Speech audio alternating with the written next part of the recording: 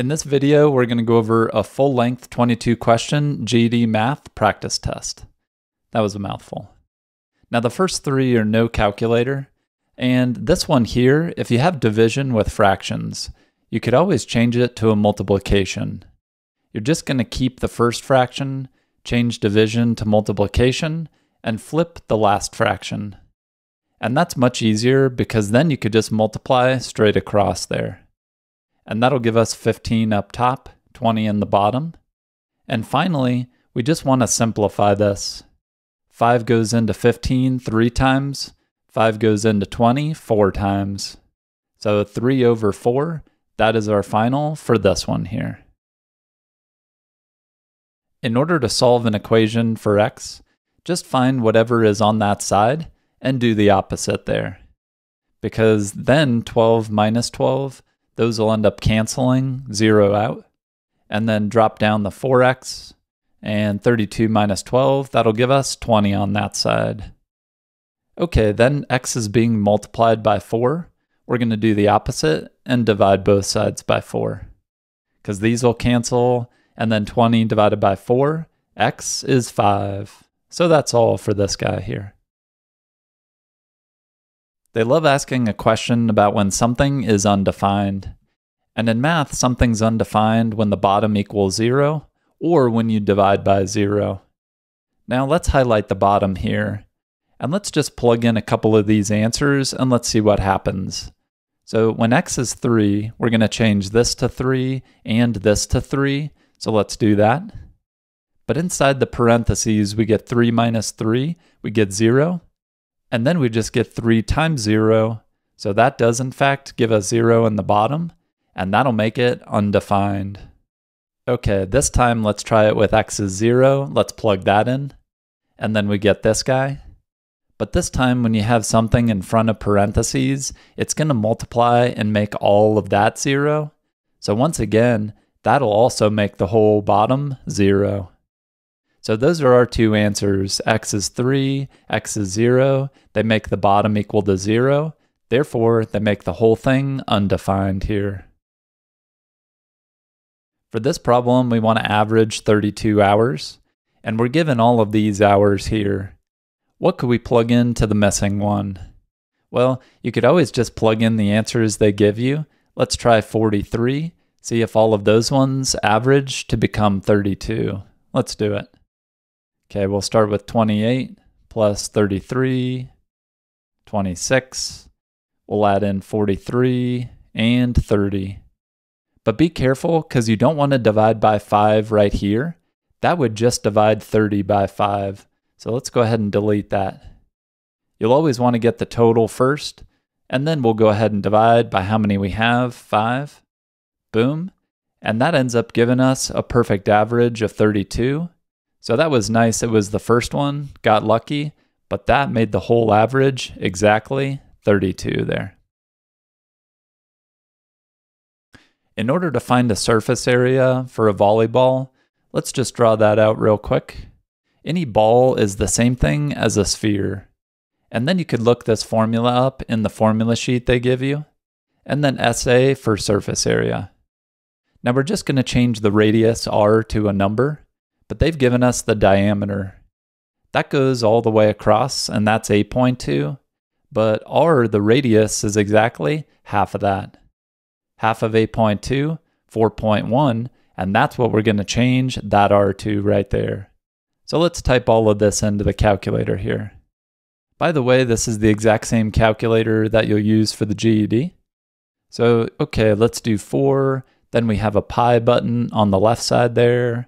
Times our radius, 4.1. And notice this one squared to the power 2, you could use that x squared button.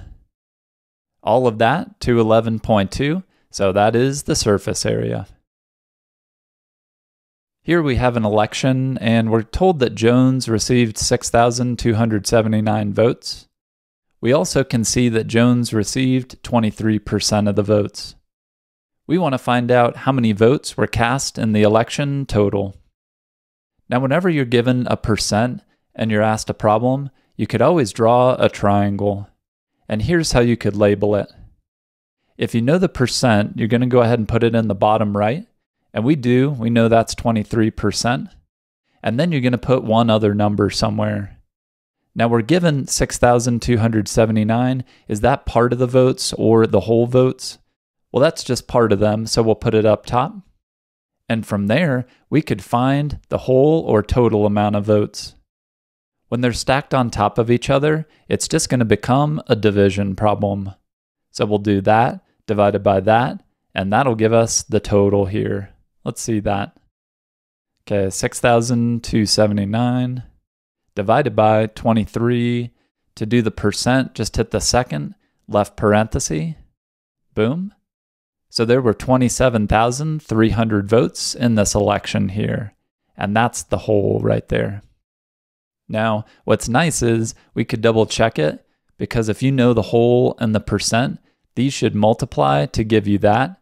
Let's do that real fast here. So let's clear 27,300 times 23%. And sure enough, that gets us back to the part right there. So they all fit perfectly in this triangle for a percent problem. For these problems, it's usually easiest to find the cost per 1 hour. So for lunar launch, let's just do 62 divided by 2, and that'll give us $31 per hour. Now for over the moon, we could see, okay, 1 hour, that's just going to cost $28, so let's add that in. But then we're renting for 8 hours, so we'll multiply each of those by 8, and that'll give us these amounts here. But then finally, we're finding the difference in cost, so that always means subtract. We'll do that minus that, and that'll give us $24. Now there's a lot going on with this one here, but the main thing is it's a quotient, and that means division, so notice all of them are fractions. Okay, so far so good. Now the next part is twice the quantity, but that just means 2 times quantity is parentheses, but they all have that so far. So again, so far so good. But the next part is important because it's 6 less than a number. Whenever they say 6 less than, it always means minus 6 at the end. So therefore, it could be C or it could be D. But A and B, those have 6 in the beginning, so those are no good. And then we're going to divide all of that by the product of 3 and a number. But product just means multiply. And 3 times a number is x. So 3 times x, D is the only one that does that, mushes them together to multiply. So that is the correct expression here. This one becomes very easy when you know this trick. Whenever you have an x squared and an equal sign, you could always plug it into the calculator. Because there's a button on here called table, and then it's going to give you a y equals. We're just going to type in the left side of this equation. So let's do 5. There's the x right there. Squared is right above it. Plus another x, and then minus 4. Okay.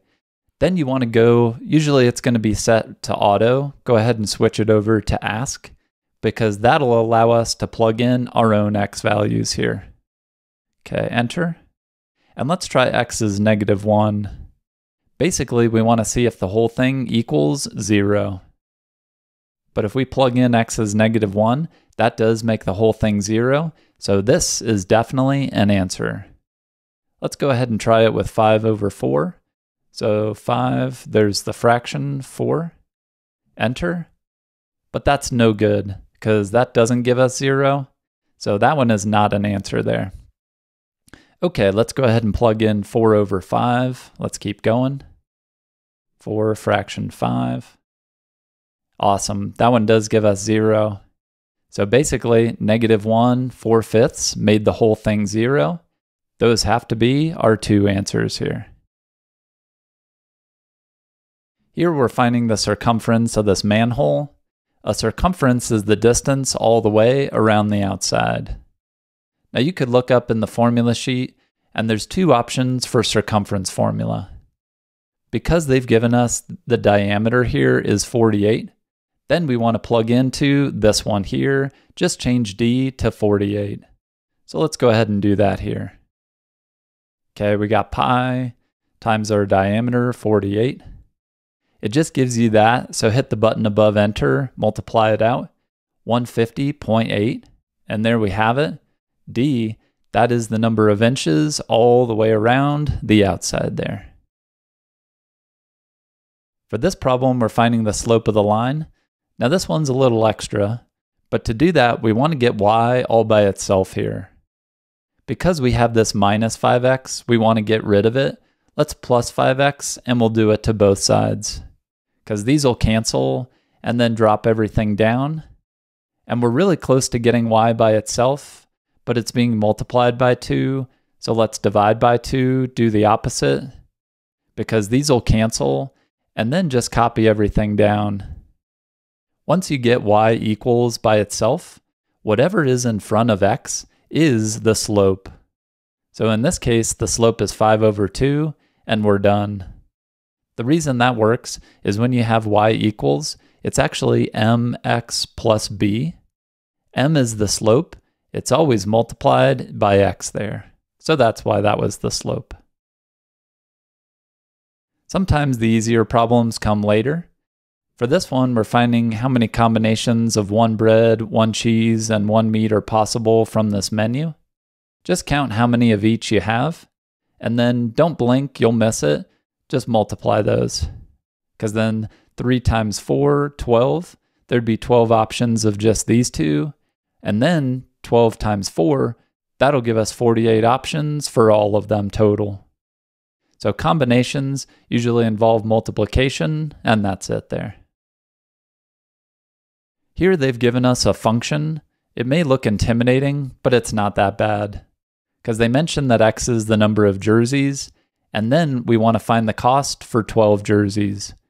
In other words, we're just going to change x to 12 here, and that's going to give us the total cost.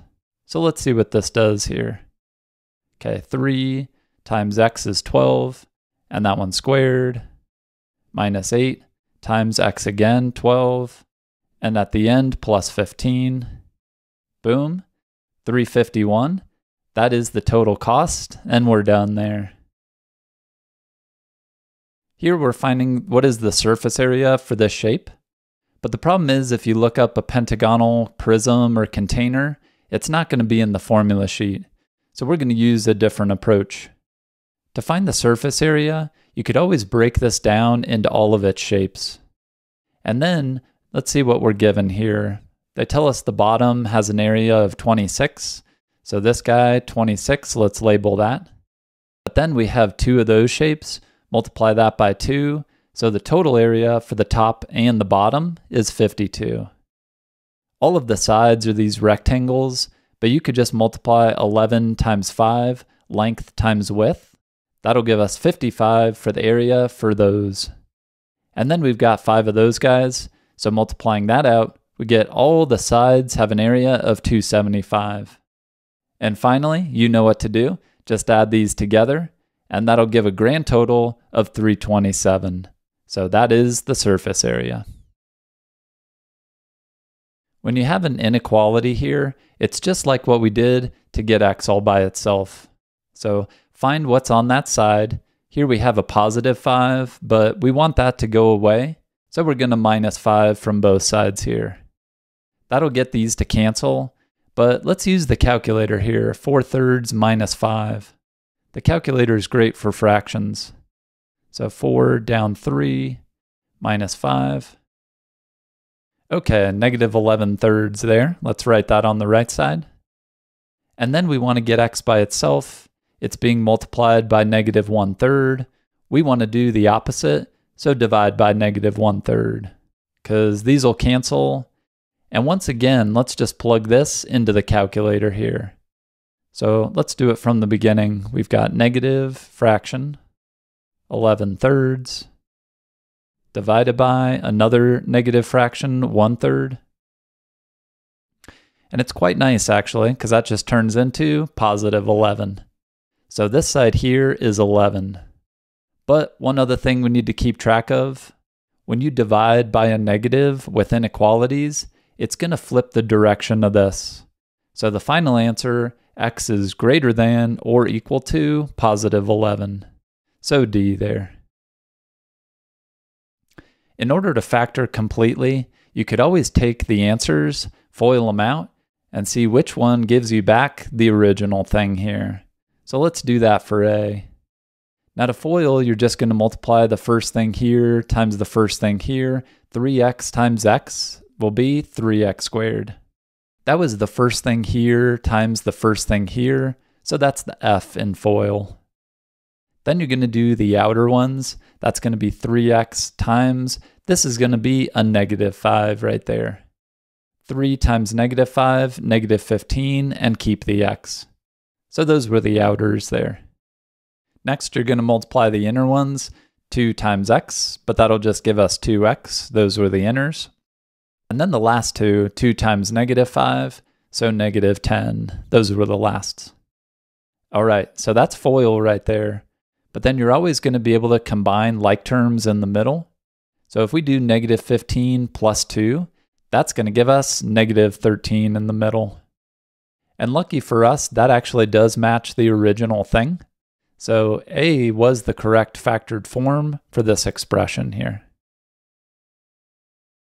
For this problem, we're finding the greatest distance that the subway gets from the main hub. But on the y-axis, that is what they've told us. This is the distance from the main hub. And the largest the y value gets here is right at this point, 20. So that right there is the greatest distance, 20 miles there. And looking at the graph as a whole, we ended up leaving the hub, went 20 miles, and then we came back 20 miles. So that's why that was the furthest that we went right there. Okay, same data, but this time we're finding the train's average speed. That's always going to be distance divided by time, and we're going to do that from 20 to 30 minutes here. So let's go ahead and highlight that segment. Now what was the distance that we went? Well, we just went from 15 to 20, so we bumped up and went 5 miles there. And then from 20 to 30 minutes, that just took 10 minutes. So finally, 5 divided by 10, same thing as 1/2, or same thing as 0.5, 50 cents there. And you could always verify it once again. You could just do fraction, 5 over 10, enter, then this one, and boom, that's another way to verify it.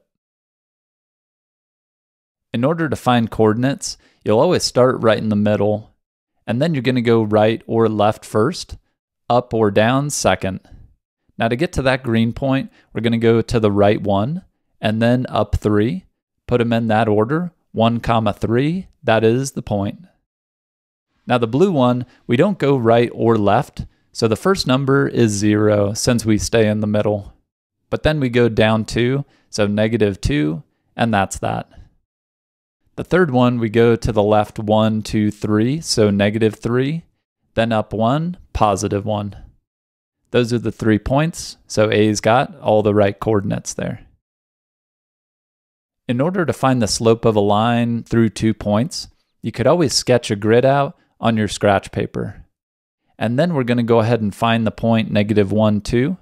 Start right in the middle, left 1, up 2, so boom, right there.